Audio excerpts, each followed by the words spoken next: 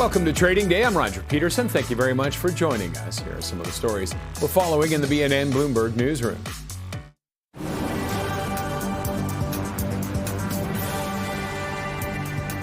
The federal government is set to table its spring economic update later this afternoon, with Prime Minister Mark Carney suggesting there will be good news on Ottawa's fiscal position. Recent data shows Canada ran a budget deficit of about $25.5 billion for April 2025 to February of this year, well short of the projected $78 billion. And join us today on The Close for special live coverage of the Spring Economic Update. It'll start at 4 Eastern. We'll bring you real-time developments, expert analysis, and what it all means for the market and Canadians. TFI International is the best-performing stock on the TSX today after the trucking and logistics firm posted stronger than expected sales and profit in its latest quarter.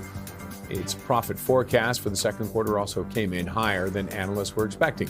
TFI says the results were driven by strength in its truckload and logistics units despite adverse weather early in the quarter. Meanwhile, Celestica is the biggest laggard on the TSX. The maker of electronic components reported first quarter profit and sales that beat estimates, but investors are noting the results didn't meet high expectations.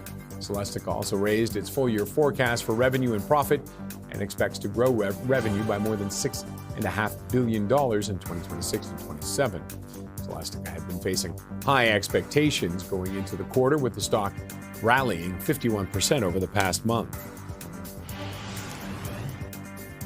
And taking a look at the markets right now, you can see the TSX in the red again. It's off by about 0.56%, being dragged down by materials and tech. Taking hits south of the border as well. Celestica having an impact on that, but materials off by more than 4%. South of the border, you can see S&P 500 off by 0.7. Dow, it's a wash right now, but the NASDAQ on all those tech concerns, AI concerns, off by 1.22. And add to all that, oil prices are climbing as the Strait of Hormuz remains closed, choking off supplies shipping through the region. With geopolitical tensions causing a stall, it's signaling inflation fears ahead of the Bank of Canada's next rate decision, which is tomorrow. Let's get more from our next guest, Dustin Reed, Chief Fixed Income Strategist at Mackenzie Investments. Dustin, thanks very much for joining us. Thanks for having me on the program. Tomorrow we're going to hear from the bank, but let's talk quickly about oil. We're seeing it starting to spike again. Is this a short-term reaction, is it looking like, or is this something that may continue on? So we've been talking to our clients and internally about a higher for longer energy complex for a while, and I think we're in it as it were. Yesterday, Monday, Brent closed at 108, which was the highest close in 3 weeks, and we've traded through that today, as I'm sure many investors know, above 112. I think the Strait closure is obviously a big driver of that, as is the demand for various products all over the world, jet fuel, diesel, whether that's in Asia, whether that's in Europe, and here, of course, at home in Canada and in North America. So that demand is very much in play. U.S. consumer looks quite strong. And so that demand and that bid for oil and energy, not only oil, but also LNG and other types of energy remain. And we believe in this higher for longer idea for energy for a while. So it's not temporary. It's going to be with us for a bit. And when you say higher for longer, are you talking 75 for Western Canadian Select and 100 for WTI, or even more? Yeah, I think the risk is exactly that, or higher for a while. And by a while, I would at least talk about weeks, if not months. Just looking at U.S. gasoline, the average price for U.S. gasoline yesterday was $4.11 at the pump. I can see that going up to $4.40 or $4.50 as we enter into the summer driving season, which is typically hot anyway. And there's risks of upside from there due to supply constraints. So I think that, I think we're going to be in this for a while. And that has implications not only for fixed income markets, but, I think across all asset classes. And what are you looking at for the fixed income markets with this? So higher for longer energy complex, not surprisingly, kind of means higher for longer inflation. And higher for longer inflation also means a higher for longer term structure of interest rates. And so we can see, obviously, yields have been grinding higher here the last number of days.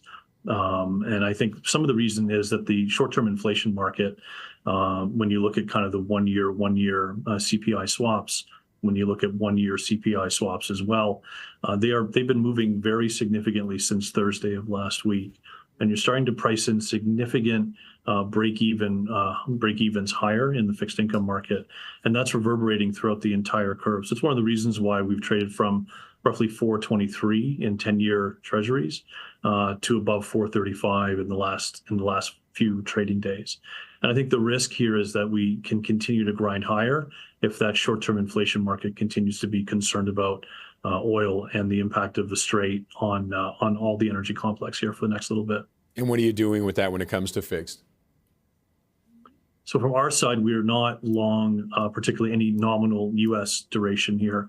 We exited our long fixed income positions a few weeks ago. We have, of course, put on some Treasury inflation protected securities. So we're long 5-year tips as it is in the U.S. And we think that makes sense here, both on some technical levels and some technical rationale, as well as for the fundamental reason that we want to be owning inflation protected securities here. And so we like kind of the linkers market as we talk about it globally, whether that's tips in the US or whether that's real return bonds here or linkers in Europe or globally. We think that's maybe a better play to get some duration here for fixed income investors as opposed to kind of regular nominal duration for the next little bit. And what about Japan? What are you looking at with Japan? The Japanese story, we had the Bank of Japan meeting last night, which was, I think, somewhat significant. The bank voted 6-3 to keep rates unchanged. That was generally expected, but they moved from an 8-1 vote from the previous meeting. And we have one of the dovish deputy governors at the Bank of Japan move his vote from dovish to let's hike rates. So I think the Bank of Japan will be hiking rates in June. It's not necessarily out of consensus forecast. I think a lot of people were looking for that, but I think people that were looking for a hike later this year and for the bank to resume hikes later this year is bringing it forward. So when you kind of look at the Japan story overnight and when you look at the European story overnight in terms of the inflation expectations, one-year inflation expectations up by 1.5 percentage points from 2.5% to 4%. That's got the market, again, quite concerned about near-term inflation. And again, kind of underscoring what's happening in the short-term CPI or inflation market that's impacting, I would say, again, not only fixed income, but all asset classes. All right. And the Bank of Canada is out tomorrow. Can you see this impacting that decision, or is this something that we might be looking at down the road? Yeah, for sure. All the banks are in a tough spot here, right? You have kind of stagflationary tendencies, not necessarily stagflation per se, but stagflationary tendencies where you've got higher inflation and lower growth for the most part. And central banks have not all the tools in their toolkit to kind of make the best decisions, but they do the best they can. With respect to the bank, core inflation had been coming down last year. That was one of the reasons why the bank started re-entering the rate easing cycle in the back half of last year. I don't expect the bank to obviously move tomorrow, as does anybody, but I think the bank will keep the door open for both a move higher and a move lower, depending on how the economic situation, the global economic situation, evolves. But I think the market will take that as dovish because the market is currently pricing about 35 basis points worth of hikes by the Bank of Canada by the end of the year. And if the bank starts talking about, or at least keeping the door open to the next move being a cut, I think net, all told, sentiment would seem to suggest that would be a dovish move for the bank. So we do look for Canadian fixed income to outperform U.S. Fixed income here over the coming months. I.e., we expect Canadian yields to be lower than U.S. yields on a 10 and 30-year basis on a relative basis. And we're out of time, but I just want one quick question. Do you think we'll see anything in the spring fiscal update today that might give a break for people to try and deal with that inflation, the potential inflation with the oil prices? There might be a little bit that the Prime Minister's office decides to do. I don't think it'll be massive in terms of economy shifting, but they could do that on the fixed income side as well. I would note that there's some discussion that they could amend the issuance in the 30-year and 10-year sector because it sounds like the revenues have been coming in quite strong for the government. And that seems to suggest that, and again, that's because of higher energy prices. So it seems to suggest that the government may need to issue less debt. And so that would be constructive for Canadian duration, all told, whether outright or again, versus the US. Okay, we have to wrap it up there, Dustin, but thanks very much for joining us. Thank you. Dustin Reed, Chief Fixed Income Strategist at Mackenzie Investments. Up next, the United Arab Emirates is leaving OPEC and OPEC Plus after 6 decades. We discuss the impact on global oil supply and prices right after the break.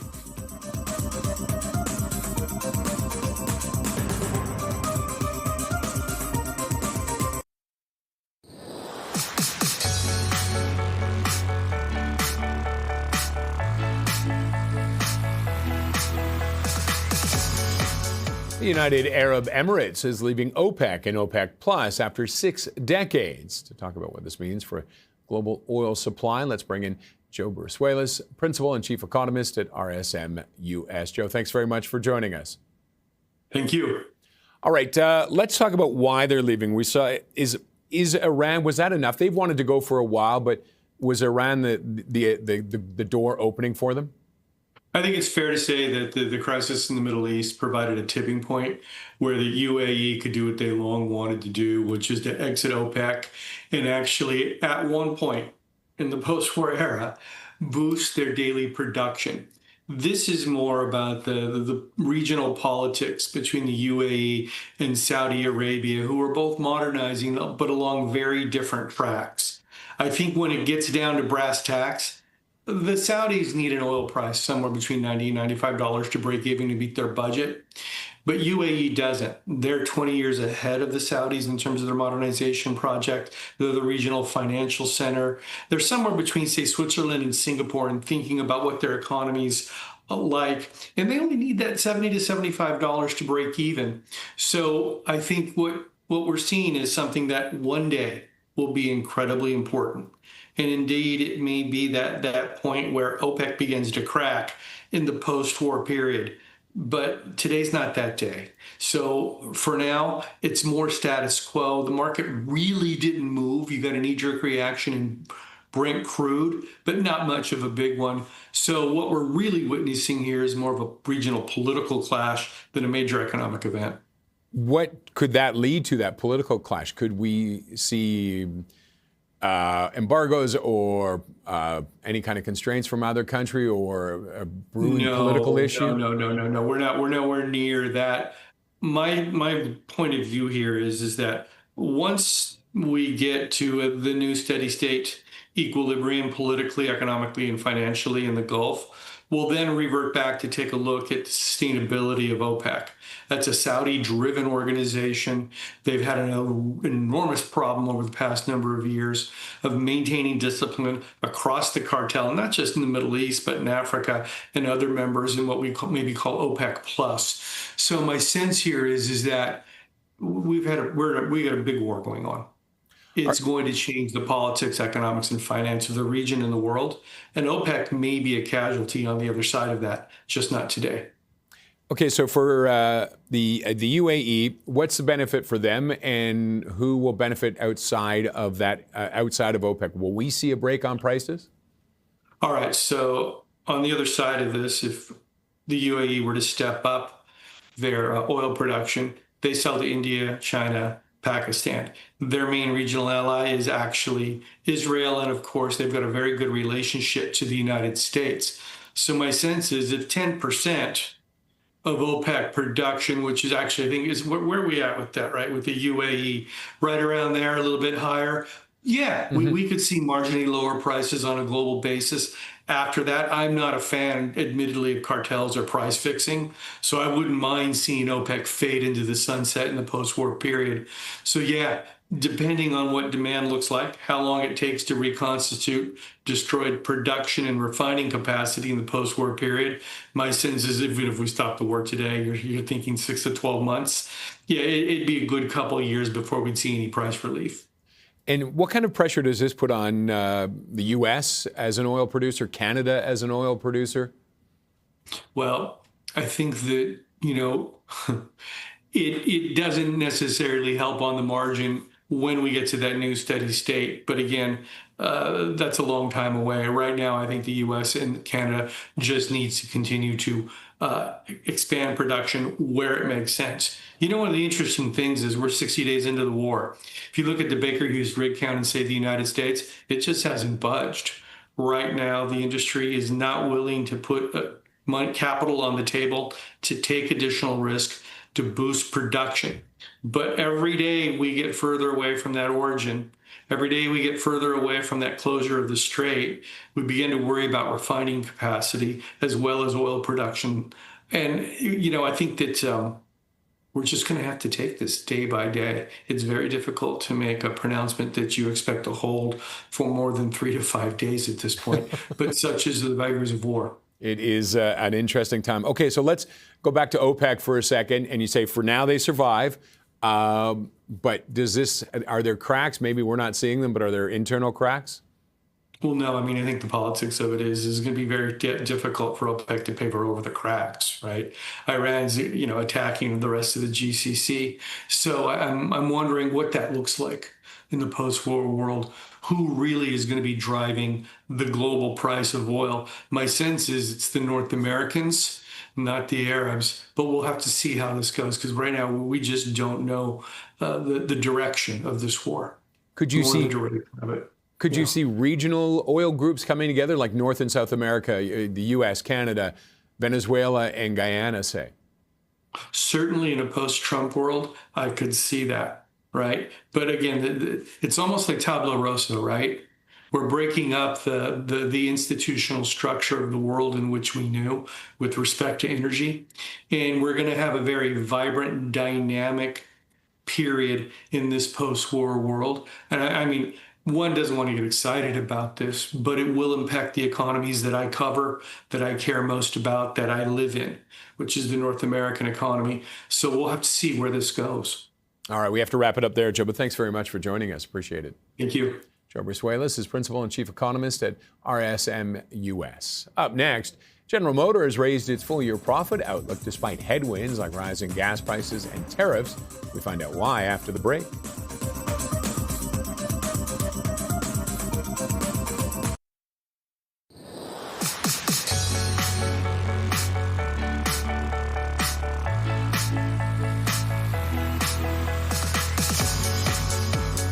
General Motors is raising its profit outlook for 2026 on resilient demand. The automaker also beat profit expectations for the first quarter. To discuss the results further, let's bring in Itay McKelly, Senior Analyst at TD Securities. Itay, thanks very much for joining us today. Thank you for having me. What did GM do right? Another quarter of really good cost execution, whether it's warranty, overall fixed costs, narrowing EV losses. So this company continues to just execute well and really just adopt its cost structure to kind of whatever the market brings. Last year, it was tariffs. This year, it's been commodity inflation given the situation in the Middle East. It also, of course, helps that U.S. auto demand has stayed resilient, particularly for the all-important full-size pickup trucks and large SUVs, which is where the majority of GM's profits come from. So a good quarter overall for the company, and good to see the guidance move up on an incremental tariff benefit they were able to accrue in Q1. And have they benefited from has there even been a move from EVs to a degree? I mean, a lot of the rebates disappeared. Is that where some of the benefit comes from as well? No, EVs, certainly were not a major contributor to the quarter. We do expect GM's EV volume to kind of be down this year. But to your point, we have seen some recent stability in the U.S. If you look at the companies who actually report monthly EV sales, and you look at those sales relative to the overall market, the mix of EVs in March was the highest we've seen since the credits expired late last year. So we have seen a bit of a rebound here in the last few months. And one other interesting stat is that if you look at EV sales in the U.S. relative to the inventory that was available in March, it was pretty flat year over year. So consumers effectively purchased a similar proportion of EV inventory this year as they did last year. Over time, we do think EVs can become a source of growth for GM, as we don't think EVs are likely to cannibalize those full-size pickup truck and SUV profit centers. But right now, EV is still kind of slowly stabilizing, and before we think it starts to improve again in the coming years. And now, GM did warn, I'm just reading that there is some issues coming up. The war in Iran could be fueling higher than expected costs. What kind of an impact might that have moving into this quarter? Yeah, absolutely. They did highlight it. This was largely expected that there would be a headwind for the full year from commodity, from freight, so just higher oil prices, higher commodity prices tied to the war. But the company was able to essentially absorb that impact, and they raised full year guidance to reflect the tariff benefit from Q1, and effectively were able to offset those incremental commodity and freight costs with better cost execution elsewhere. So again, the name of the game this quarter was continued really strong execution on the cost side, and just continued resilience from GM as well, something we frankly have seen from this company now for several years, all the way back to COVID and the semiconductor shortages, and now with incremental commodity expenses, once again they're able to show us they're able to find offsets elsewhere, really all across the company. All right, and worldwide, how are things shaping up? They've been able to stabilize a China business. That was certainly an area of concern over the last couple of years. They did call out a little bit of a headwind in their non-China international operations, just tied to Middle East. Again, not a surprise there either. So they've been able to kind of stabilize the international operations here fairly well. And over time, we could see some modest improvement there going forward, though the bulk of really the earnings are still coming, of course, from North America. And China must be a challenging market. I mean, they're starting to come into their own, it feels like. It was. It's certainly not what it used to be when China was throwing off like $2 billion of profits per year. But GM's been able to, I think, learn a lot from the market changes over the last few years and kind of restructure that business, launch new product, and that business is now improving. It is profitable again, which is good to see. And I think kind of being in China also just helps any automaker gain substantial learnings, whether it's technology or speed to market that can be applied over time in other parts of the world. And then other divisions, how did they shape up this quarter? GM Financial was, I think, right in line with our expectation. They confirmed the guidance there for the year. It's been encouraging to see some strength in used vehicle prices and values in the U.S., including for used EVs as well. The GM Financial operation does have exposure to EVs, just given GM's pretty strong position in selling EVs. So it's been encouraging to kind of see those used EV prices recover ground here in the last few months, and the company was able to solidly confirm their guidance there as well. And any other potential headwinds looking to the rest of the year? Oil and fuel prices, obviously, but any other potential headwinds they're keeping an eye on? Sure. I think right now it's all about demand. Right back in 2007, when you saw kind of oil spike late in the year, not only did U.S. auto sales kind of almost immediately begin to decline along with North America broadly, but also those profitable segments, large pickups and full-size SUVs, declined and created substantial headwinds back in 2007, of course, and into 2008. So right now we're watching demand very closely. Demand was pretty encouraging in March in the U.S. All indications suggest April should be another solid month for demand overall. So at this point, of course, we'll be watching commodities and just a geopolitical situation and what that means for the cost side of GM. But I think right now, in the next few months, the demand side of things will probably be the most kind of the biggest focus back to the stock now that we've cleared earnings. All right, Itay, thanks very much for joining us today. Thank you. Itay McKelly is senior analyst at TD Securities. When we come back, why Canada risks missing the robotics boom and what it will take to compete in the next industrial revolution.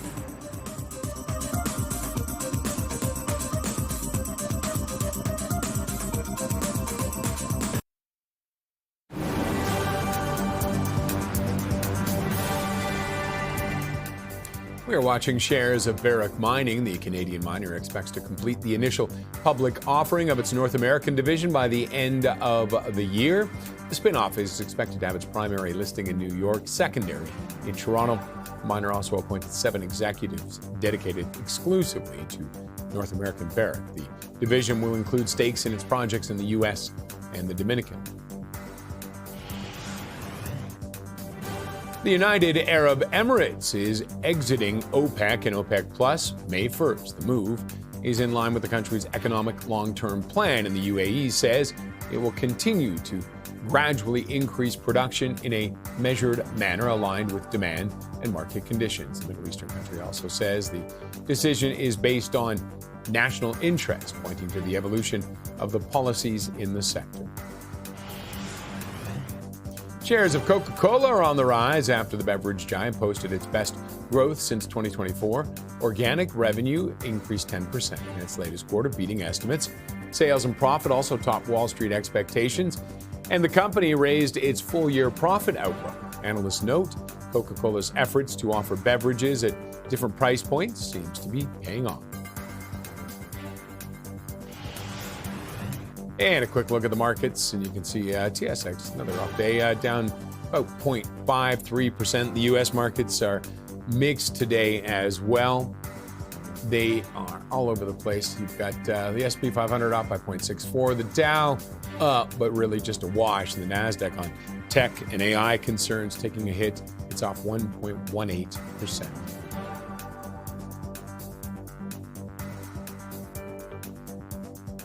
Canada has the talent to lead in robotics, but do we have the capital to compete? A new coalition of Canadian investors says it will take billions of dollars to build globally competitive robotics companies here at home. For more now, we're joined by Ryan Garapi, chair of the Canadian Robotics Council and vice president of robotics at Rockwell Automation. And Ryan, thanks very much for joining us today. Thanks very much for having me, Roger. Billions of dollars. Just how far behind are we? How far behind everyone else are we? The way I look at it is that everyone is very far behind in what robotics can be, and Canada has an opportunity to jump out in front. And what do we need? Where does it need to start? Can the private sector do this, or does it need the public to lead? Does it need the government to lead on this? It's across the board. We need all of the Canadian economy and society to come together to really bring the benefit of robotics to Canada. So, the private sector definitely needs to be involved and leading the charge here, but the government has a critical role to play. What would you like? We're going to get to what you guys are going to do, but we'd want to get into what would you like to see the government do? Ideally, we would see robotics have just as much of a acknowledgement as critical to the future of Canada as we're seeing with AI and quantum recently. And why is that? Why is it so important to you then? I mean, the thing with robotics, and particularly how it relates to Canada, is already a substantial part of the Canadian economy is basically a showcase of the dull, dirty, and dangerous jobs which robotics is ideal for. Agriculture, manufacturing, mining, construction, healthcare, defense, infrastructure. These are all things that an AI in a box can't optimize itself to productivity. So you really need robots to bring the productivity and standards of living in Canada where we all want them to be. And what do you tell people that replaces humans and jobs are lost with that? The greatest threat that I would say to Canadian jobs is not other Canadians using robots. It's other countries who are using robots, and they definitely are definitely investing. All right. Now, from your side, the Canadian Robotics Council has launched a new committee and an investment committee. What exactly are you going to be doing with that? The key thing with robotics is, despite the huge growth in robotics worldwide and the fact that it's now a household name, where 20 years ago it was very much just in the realm of academics. So despite this huge growth, there's still very few investors, entrepreneurs, operators who have really built and scaled successful robotics companies. And what Canada needs, what the world needs, but definitely what Canada needs, is a critical mass of experience and connections. And this capital committee is looking to help create that critical mass. And are the entrepreneurs there? Is the ability there? Is the drive there? Yeah, absolutely. There's obviously Canada is a very wealthy nation, all told. We have the capital available for this. Canada is a leader in the production of entrepreneurs. There are so many small and medium businesses in Canada that are taking risks every day. And we obviously, actually, maybe not obviously, but something that people don't recognize is that Canada is just as much a global leader in robotics research as it has been in AI research. And we really do not want to, we ideally like to see the benefits of that research accrue to Canada, unlike what has happened recently in AI, which we're all trying to turn around. Which is another sector we compete in extremely well. But with the robotics, so what happens? Is it the same as AI? They hit a certain level and they go, we have no reason to stay in Canada? In the robotics space, we're still much earlier on. We're still much earlier on. But the other thing with robotics is that there's a lot more. It's a lot more physical in nature. You have to build a manufacturing and assembly plant pretty much from day one, and it's easier. If you build an AI company, you can serve countries all around the world or companies all around the world. But with robotics, the best thing possible is to serve those companies and bring the benefits of your technology right next door. Now, is there a market in Canada for the robotics? I was just reading one of the notes here. We're 13th when it comes to robotics adoption. Is there a hesitation here? There's a hesitation in Canada, but there's equally a hesitation in the United States, for example, on adopting robots. So, and it's 13th out of however many 100 plus companies or countries, on that list. So 13th is a great starting place right now.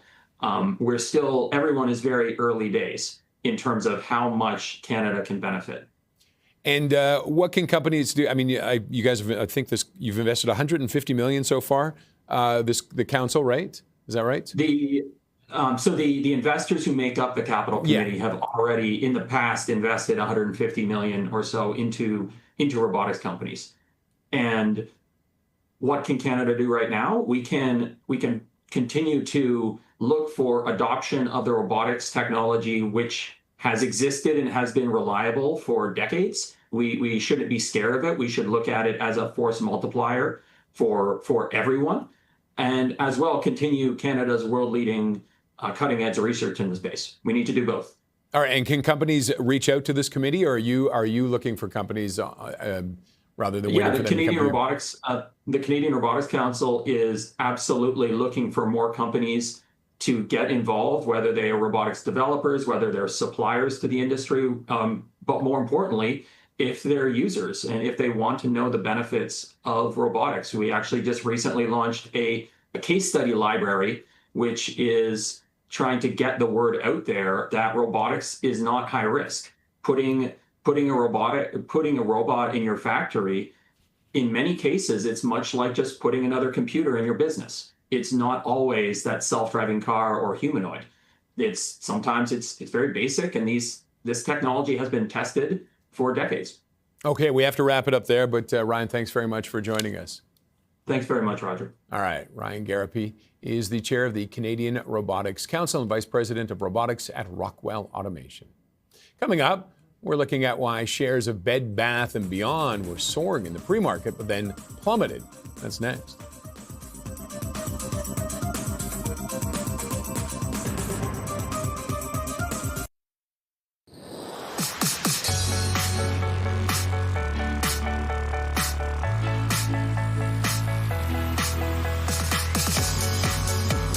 Shares of Bed Bath & Beyond soared in the pre-market after it reported a beat in revenue last night, but it has since taken a dive. Let's explore that next with our next guest, Tom Forte, Managing Director and Senior Consumer Internet Analyst at Maxim Group.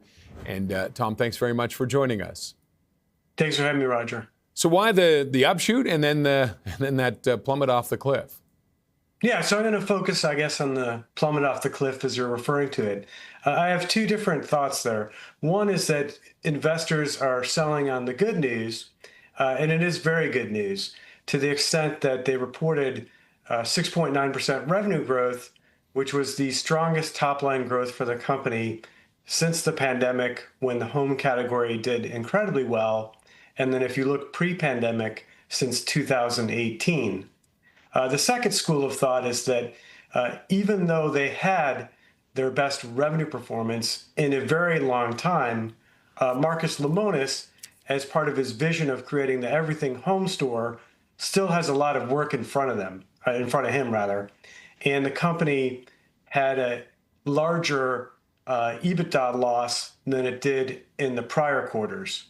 So I think that either you're seeing a very significant sell on the good news or sale on the good news, or investors are focusing on the fact that a lot more work still needs to be done.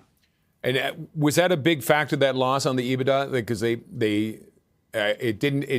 improved, but it didn't improve as good as all the other ones had, the prior 8, right? Yeah, so I would say, Roger, that in this case, you had some very effective discounting by the company. You saw it in a slightly lower gross margin, but you also saw it in that very strong top line growth. Now, what's going to make the June quarter different from the March quarter is the company, as part of its omnichannel retail efforts, just completed the acquisition of Kirkland's.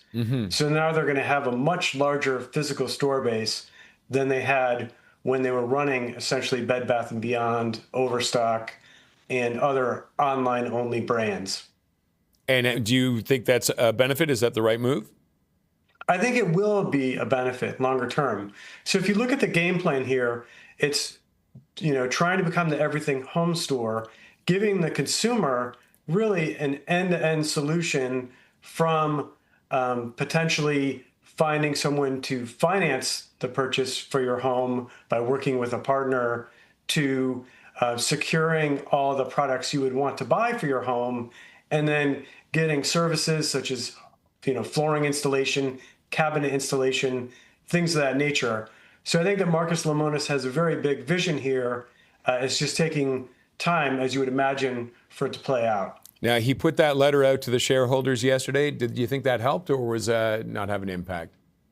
I think it definitely helped. So I think it's important for Marcus to share his vision for the company and to illustrate the wins they're making, the advances they're making as part of that bigger picture.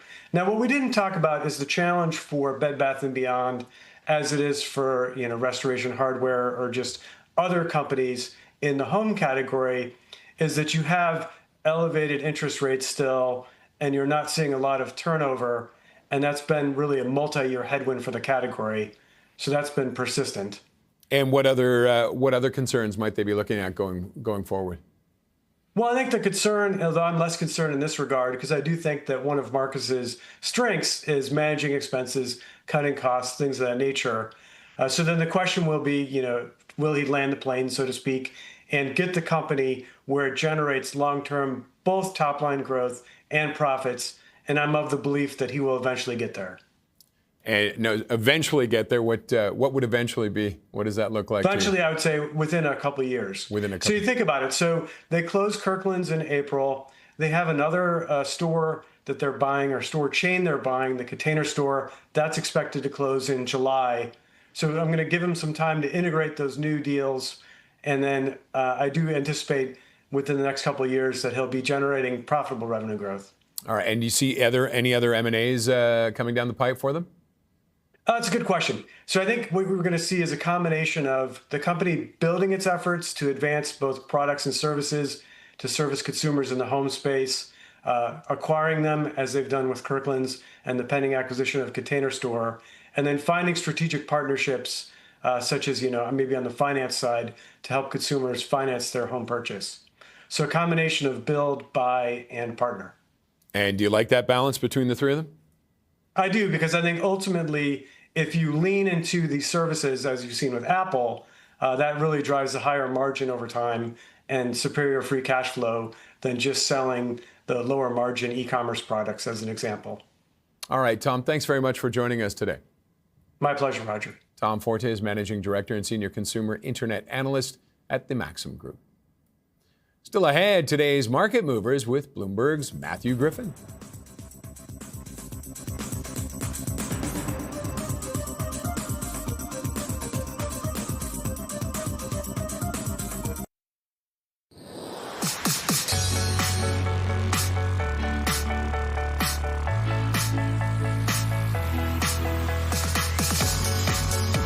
And joining us now for some movers south of the border is Bloomberg equities reporter Matthew Griffin. And Matthew, thanks as always for joining us, sir. Roger, thank you as always for having me. All right. We're such good friends. All right, UPS, what's going on with them? Well, Roger, this is what I believe you and I have talked about in the past. So really always is a good time. Not so good a time for UPS.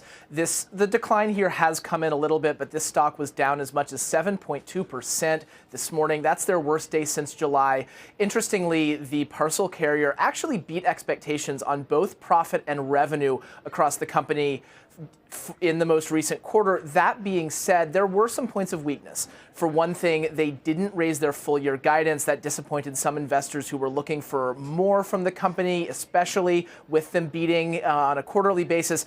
And their margins fell short of expectations in their U.S. parcel business. The adjusted operating margin there was 4%. Wall Street looking for almost 5%. And that's really the last thing you want to see as a UPS investor right now. There have been all these concerns about their plan to cut low margin business, for example, with Amazon, whether that'll make the company more profitable. UPS did say on the earnings call that there were some one-time things going on here, weather, for example, but it seems like a lot of investors are asking themselves whether this is a sign that that plan isn't going as well as the company expected. All right. And I mean, there's also the challenges with the U.S. trade policies and fuel prices going through the roof. Yes, absolutely. This company has contended with tariff issues. They are dealing with the war. We didn't learn a ton on the earnings call. I was watching there to see what they would say. They talked about how they filed actually for $5 billion of potential tariff refunds, but they plan to pass those on. So it shouldn't be a huge tailwind for them as they contend with some of the headwinds still in place because of tariffs. All right, let's move on to Hilton Hotels. There's still consumer demand for travel, but how are things looking? Yes, well, things aren't looking terrible, but they aren't looking as good either as investors had hoped. This hotel chain stock had actually hit an all-time high last week, even as the war disrupted travel in the Middle East and weighed on consumer sentiment. That said, today, Hilton reported results and gave an outlook. They raised their full-year outlook, but not as much as analysts expected. And they gave an outlook for the second quarter that missed expectations. They see adjusted earnings per share as much as $2.24. Wall Street wanted $2.43. And they talked about the impact of the war there. So again, stock down about 2%, trading still near all-time highs, but a little bit of the shine coming off today due to the war. And is this one of those things that they just kind of have to wait that out, get past the war, and that's the main issue? Yes, I don't think anyone knows at this point how long these disruptions will last.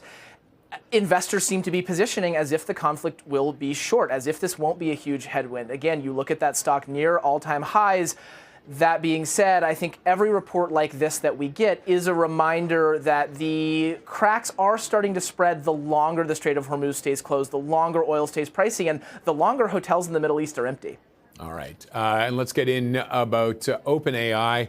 It's amazing how when one company has some questions asked about it, a lot of other companies pay the price.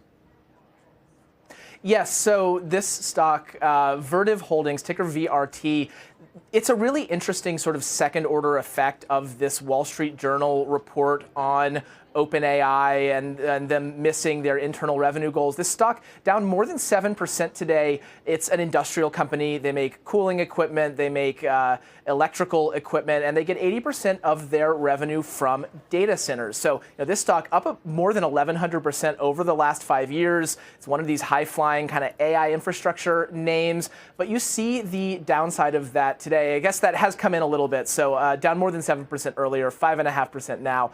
And this may not be a household name in the way that NVIDIA is. And I think that's actually what's interesting here. It's a reminder of how much of the market, including industrial names like this, are being lifted by AI. All right, Matthew, we've got to wrap it up for now, but thank you as always for joining us, sir. Appreciate it. Thanks for having me. Okay, that's Bloomberg's Matthew Griffin. And that wraps up this edition of Trading Day. I'm Roger Peterson. Thanks very much for joining us. Have yourself a great afternoon.